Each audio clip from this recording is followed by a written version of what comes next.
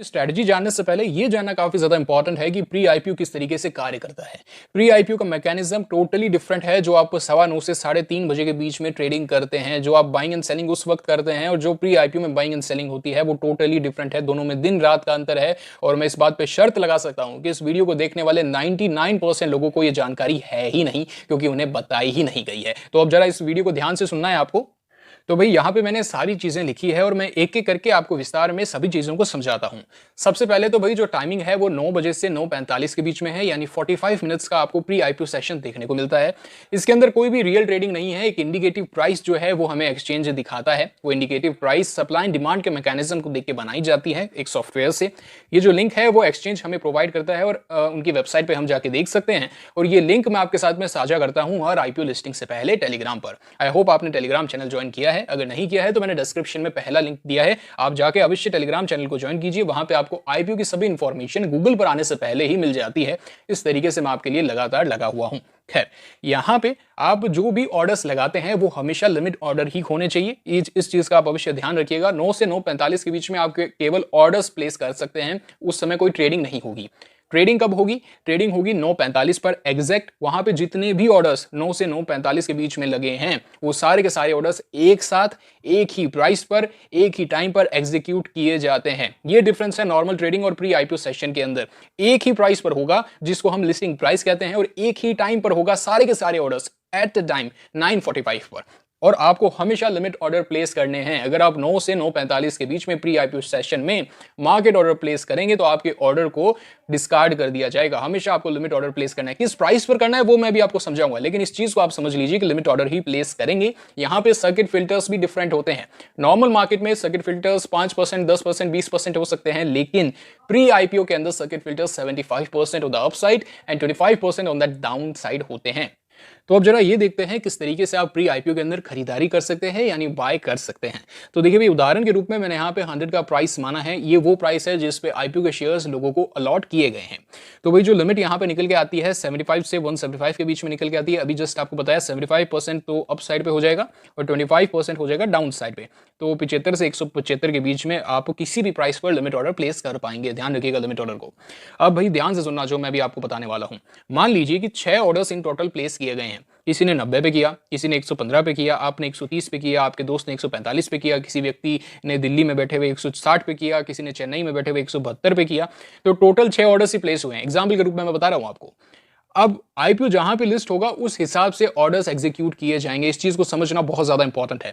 मान लीजिए exchange listing करता है 120 पर, वो डिमांड एंड सप्लाई के बेसिस पे होगा। इस चीज को मैं क्लियर कर देता हूं। मान लीजिए 120 पर लिस्टिंग होती है 9:45 के ऊपर, तो कौन से ऑर्डर्स हैं जो एग्जीक्यूट होंगे? जो भी ऑर्डर्स ऊपर होंगे 120 पर वो सारे के सारे ऑर्डर्स एग्जीक्यूट कर दिए जाएंगे और बाकी के सारे ऑर्डर्स पेंडिंग रहेंगे। तो 120 कहीं यहां पे आएगा इस लिस्ट के अंदर, आप देख सकते हैं 115 से 130 के बीच में। तो ये वाले जितने भी ऑर्डर्स हैं 130 से 172 के बीच में वो सारे के सारे ऑर्डर्स एग्जीक्यूट हो जाएंगे और 90 से 115 वाले पेंडिंग रह जाएंगे। ऐसा क्यों?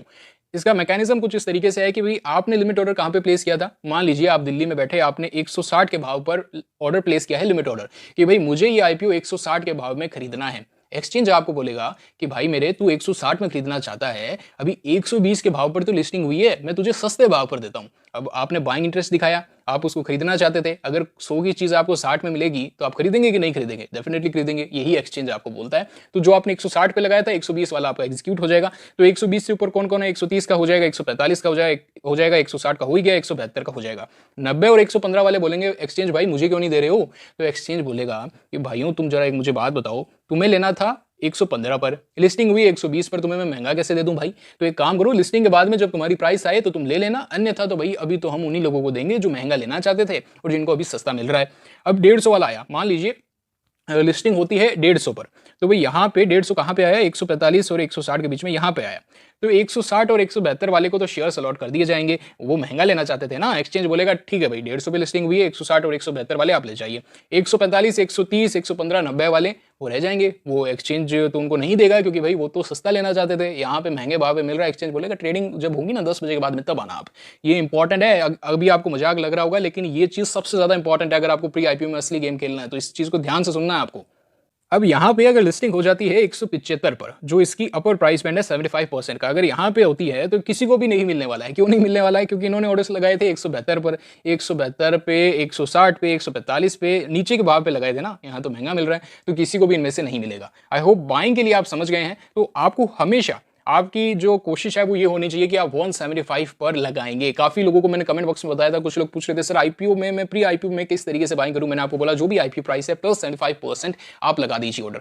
तो यहाँ पे 175 है तो 175 पे आपको लगाना है, ये सभी आईपीओ के लिए प्लस 75%।